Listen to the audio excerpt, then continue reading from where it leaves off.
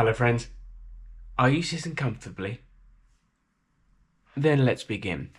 This summer, I went on a week-long tour across Belgium, France and Spain with my good friends, the American powerhouse duo called Volk. This was actually my second tour with Volk. The first time was about 10 years ago. I met them when I was actually opening for another band, another rock duo called the Gravel Tones, and we were playing in Berlin, where Chris and Elliot were living at the time. We got chatting after the show, and I'd mentioned that I was driving and doing a bit of merchandise and whatnot for the band, and they said, we've got a tour coming up soon, and we kind of need someone like that. Would you be interested? And I said, yeah, yes, I would be. Had a great time, had a great tour with them, and we became fast friends and stayed friends when they moved back to the States. Since moving back to the States, they had been over to Europe a few times, opening for big bands and doing their tours of their own. It was going to be a 3-week tour, but the last week they were looking for some help because there was going to be some long drives. So was I around to help? I said yes, but can I open for you? And they said yes, except for the Spain shows. We'll get to those in a second. But fair enough, I'll take it. I'm in.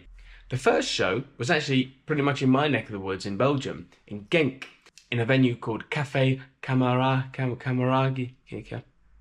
This place. I'd actually seen Volk play there before on their last European tour, and it's quite special to start my leg of the tour there because I had opened for them there last time I was over.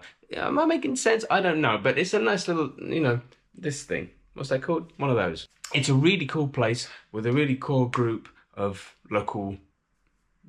But the owner, a guy called Peter Jan, really cool guy, was saying that there had been, I think that weekend had been a big citywide event with loads of stages and stuff. So people had been going hard. So he wasn't he was a bit worried that maybe there wasn't going to be that many people turn up because everyone was feeling a bit delicate in the city of Genk, apparently. But that being said, it was a great turnout. Had great fun. Here's some footage.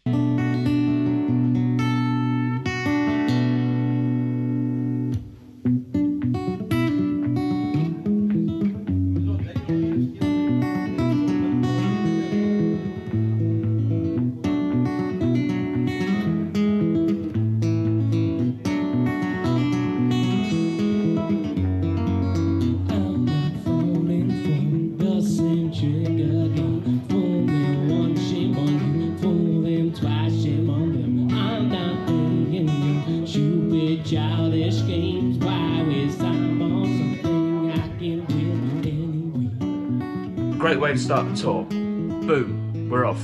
That night after the gig, we drove to Lille because the guys knew some friends in Lille which we could stay with for free.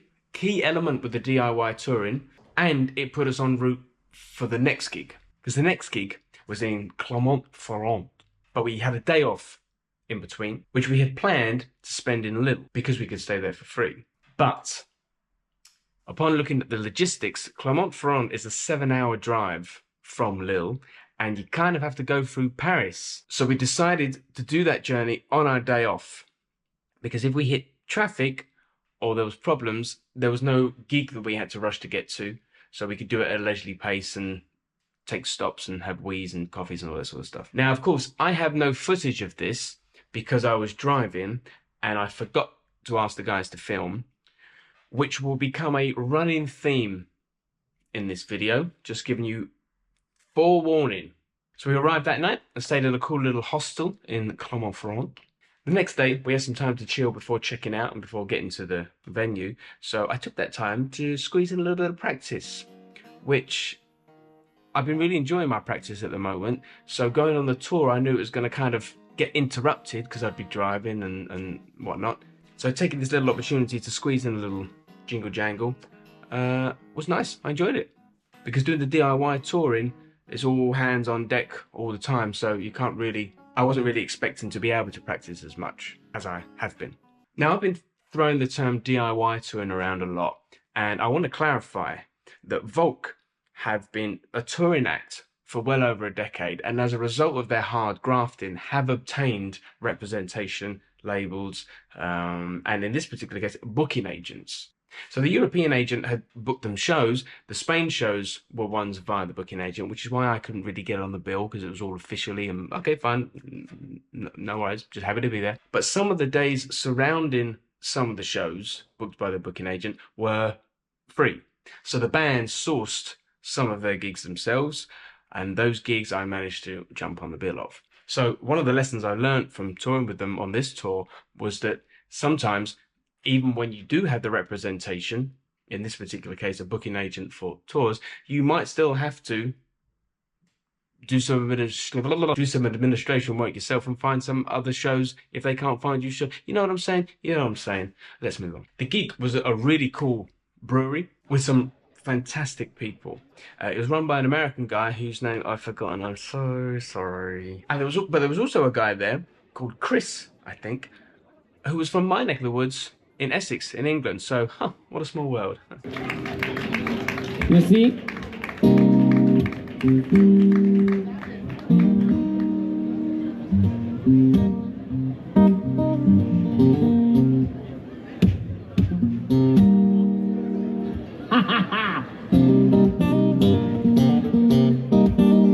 This next song is a worldwide hit.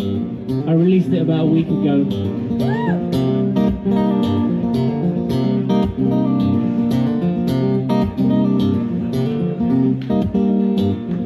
Nothing to say. A black expression staring into space. After all this time, right words seem to still escape my mind. Day after day, but I couldn't quite see it come. Time slips away, but the feeling still stays. How can I get myself a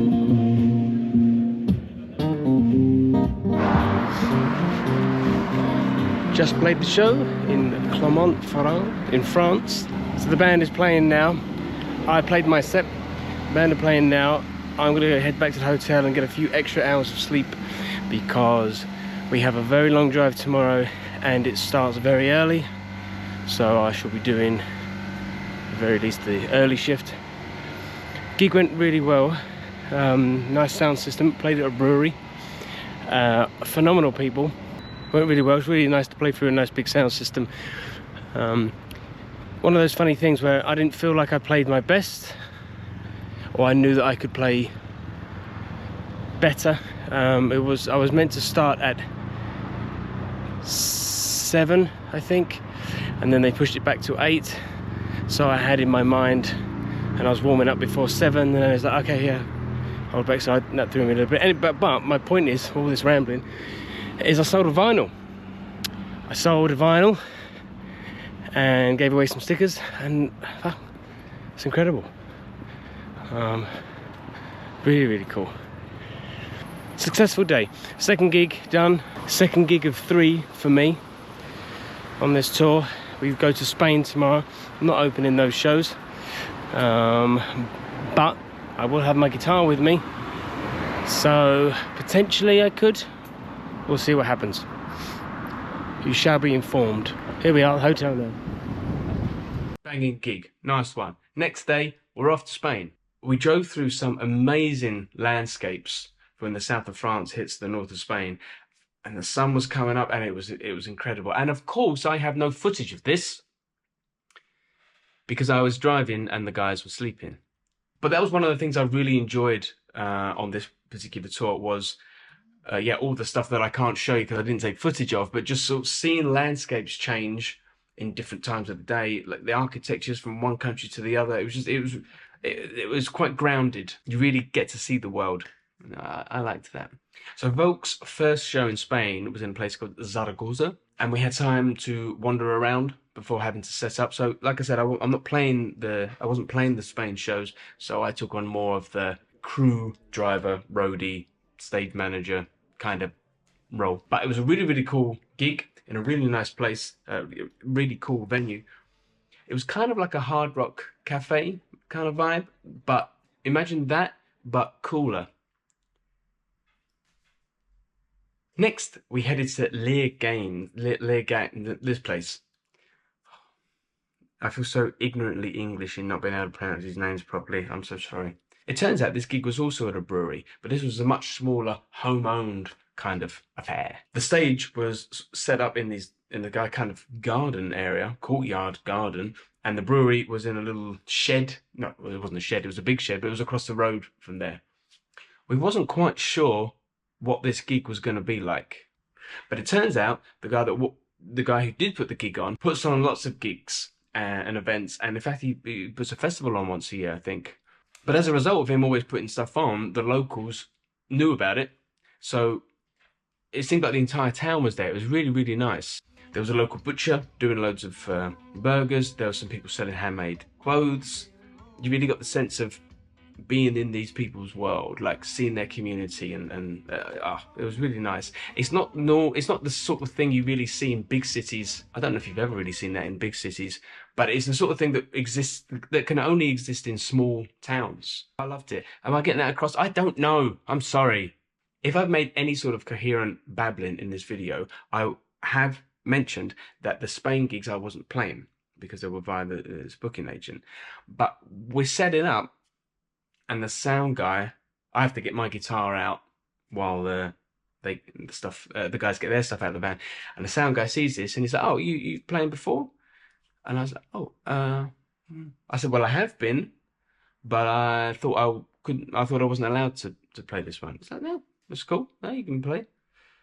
So I checked with the band, checked with Volk, Chris and Elliot. I was like, he said, "I can play. Do you think it's okay?" And they were like, "Yeah, if he says you can do it, do it."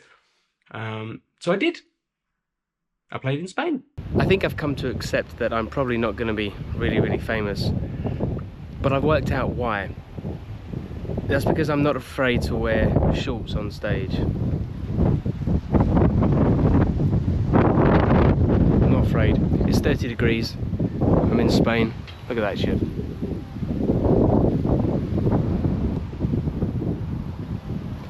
It's 30 degrees, playing outside. I'm wearing shorts. Maybe that's why I'm never going to be famous, because I'm not really worried about looking that cool. I'd rather be comfortable. I feel the judgment coming. I'm awake, I'm awake.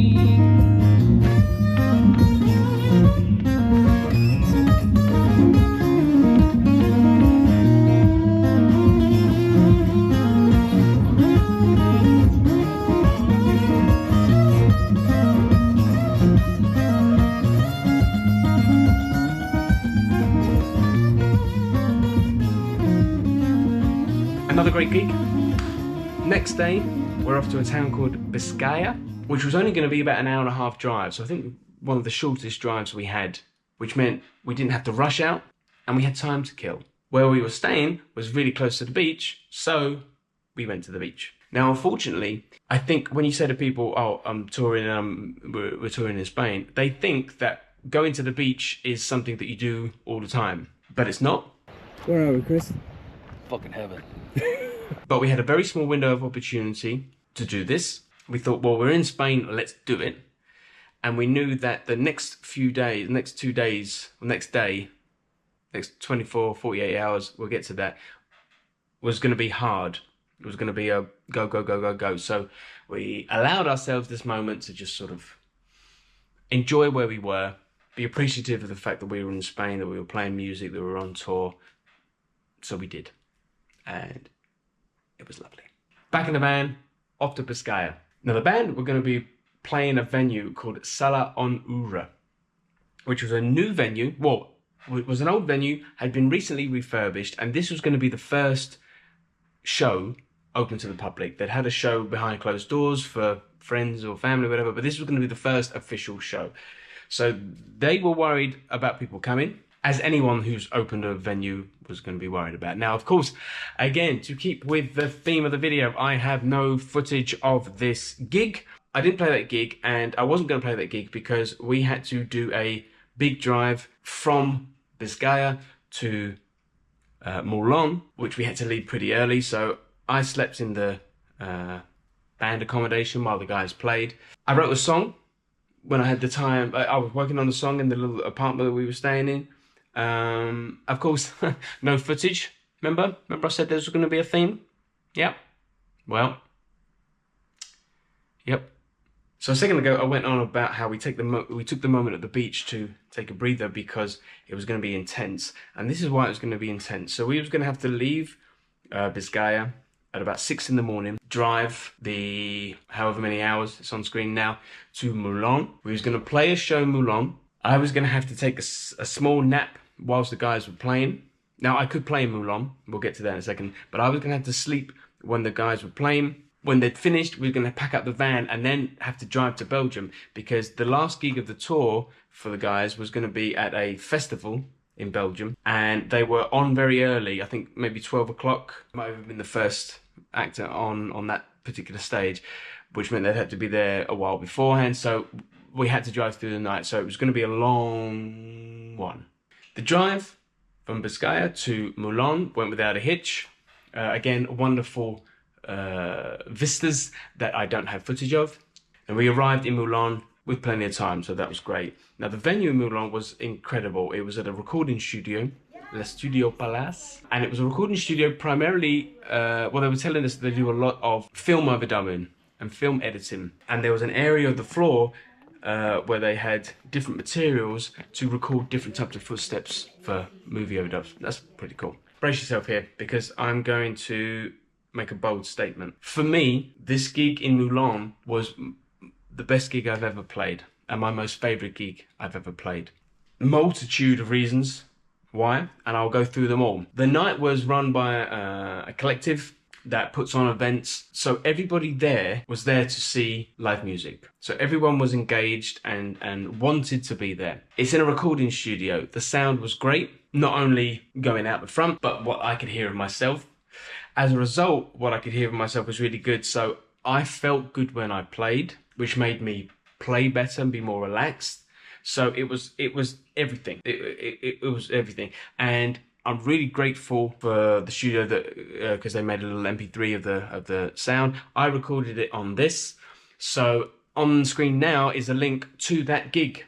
I don't know if watching it back, if you watch it back now, you're going to be like, oh wow, this is the greatest gig in the world. But I had such an amazing time and felt so good doing it that I thought I'd share it because it was a very, very special moment for me. Now, despite the huge adrenaline rush that I felt after that gig, knowing what I just experienced, I packed up my stuff, ran next door to a little sleeping apartment that they had, and tried my best to sleep for an hour and a half, 2 hours, which I did manage to drift off. It was really, really warm in there as well. Again, no footage. My timer went off. I woke up, went back in. They'd finished, so that was really cool. We packed up the stuff, popped it in the van, said our goodbyes, which was upsetting because it would have been really nice to hang out there with the people. They were really lovely.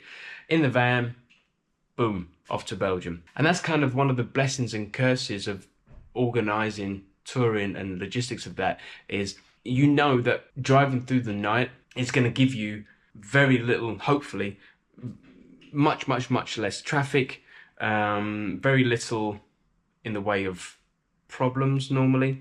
And if you have to go through generally busy areas, like we had to go back through Paris, we knew that if we was going to do that at 2 in the morning, it was going to be plain sailing, which it was, but that meant driving through the night. But I had managed to sleep a little bit, and the adrenaline of playing that amazing show was giving me such a lift that I thought, well, this is fine. So drove through the night, no issues.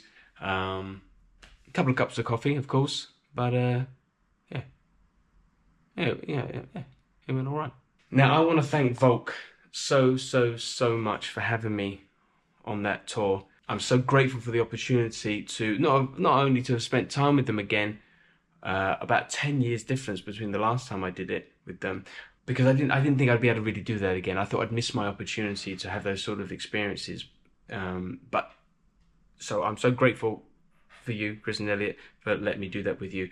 But also to play music in front of people I don't know in other places really kind of exposes you to what it is that you're doing and what you are. Because if you're playing at home all the time or in front of people you always know, there's a kind of a I don't know. If I was more intelligent, I'll be able to tell you exactly what it is I'm trying to say, but I'm not. so I can't.